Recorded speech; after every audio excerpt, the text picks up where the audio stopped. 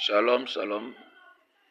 Euh, c'est encore moi, votre serviteur, l'apôtre Joël. Je voulais encore ce soir, avec la plus grande énergie et la plus forte énergie que l'Esprit de Dieu peut donner à un homme, dénoncer le comportement, dénoncer la manière, dénoncer les œuvres de tous nos frères chrétiens, tous nos frères en Christ, comme je le disais, qui logent au sein de la Côte d'Ivoire, même qui ne sont pas en Côte d'Ivoire, et qui ont de ces genres de tas de prophéties et de révélations destructrices sur notre nation,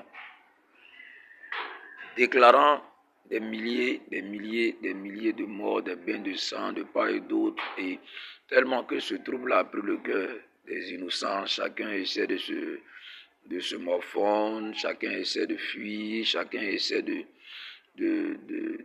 trouver une solution pour ne pas se faire tuer, parce que chacun se réfère à tout ce qui s'est passé en 2002, en 2011, et tout le monde a peur. Frères et sœurs, nous sommes des chrétiens. Le rôle du chrétien, c'est d'être un artisan de paix. Moi, mon sujet n'est pas que la politique présente est bonne ou pas, mais mon intérêt, c'est ce que les chrétiens font de toutes ces révélations et de toutes ces prophéties et de toutes ces déclarations qui viennent dans ces temps-ci et qui a trait à une destruction vraiment pas souhaitée en Côte d'Ivoire. La Bible dit, mon peuple qui est invoqué mon nom, quand il s'humilie, prie et cherche ma face, moi l'Éternel, je le délivre. La Bible dit, la nation dans laquelle l'Église se retrouve, quand cette nation le cherche et que cette nation aspire à sa grâce, quand cette nation vraiment cherche la présence de Dieu, Dieu se sent condamné à exaucer la voix de ses serviteurs parce qu'il obéit à la voix de ses serviteurs. Je pense qu'ici, il y a vraiment des chrétiens en Côte d'Ivoire. Il y a des choses que nous pouvions demander à l'Éternel et qu'il peut travailler en notre faveur. Mais on ne peut pas prier avec déjà un esprit emporté. On ne peut pas prier avec un esprit que j'ai appelé un esprit parti pris. Nous devons prier pour que le Seigneur en Côte d'Ivoire se souvienne de nous. Les mystiques veulent qu'il y ait du bain de sang. Les mystiques veulent qu'il y ait la destruction. Les mystiques veulent qu'il y ait vraiment des choses inexplicables. Les mystiques veulent une destruction totale pour qu'ils puissent profiter pour avoir ce bain de sang. Et nous, les chrétiens, nous voulons aussi ce bain de sang. Bon, en fin de compte, sommes-nous des mystiques ou sommes-nous des chrétiens? Annonçons à tous les Ivoiriens que Dieu est au contrôle.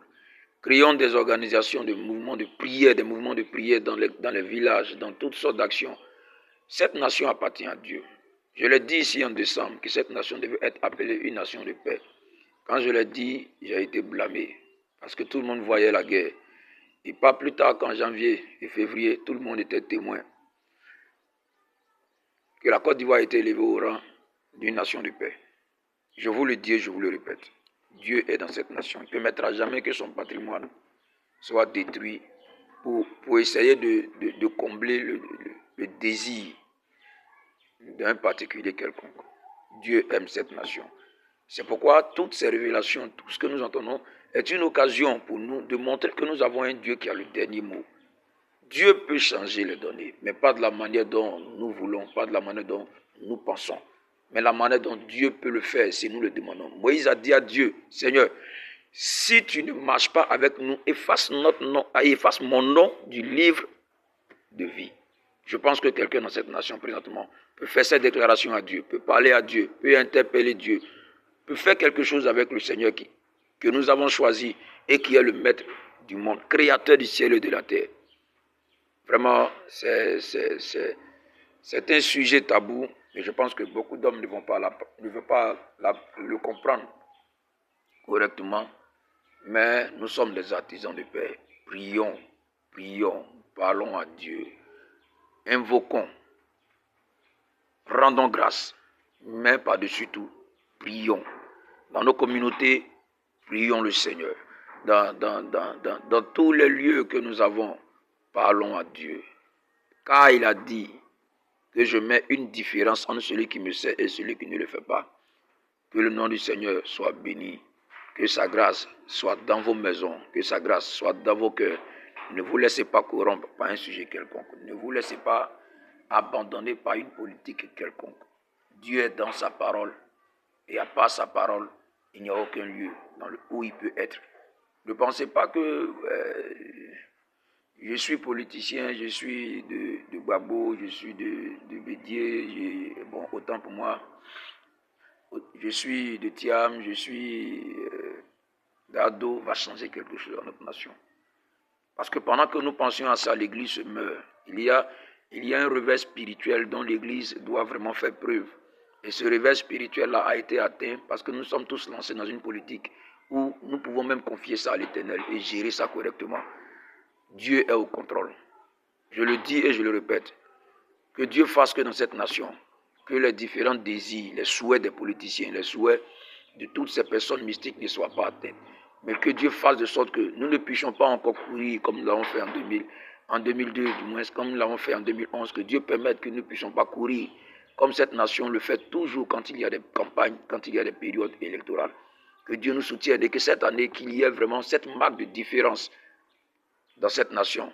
Et que tout le monde reconnaisse que Dieu s'est retourné en Côte d'Ivoire. Et Dieu est là, travaillant avec notre nation. Que Dieu vous bénisse, sentinelle de Dieu, prophète des nations. Tous ceux qui ont reçu cette faveur depuis 2002, de gérer les nations par leur prière, par leur motivation spirituelle, levez-vous, parce que Dieu a besoin de nous. Ce n'est pas demain, c'est maintenant. Que Dieu nous bénisse. Shalom à vous.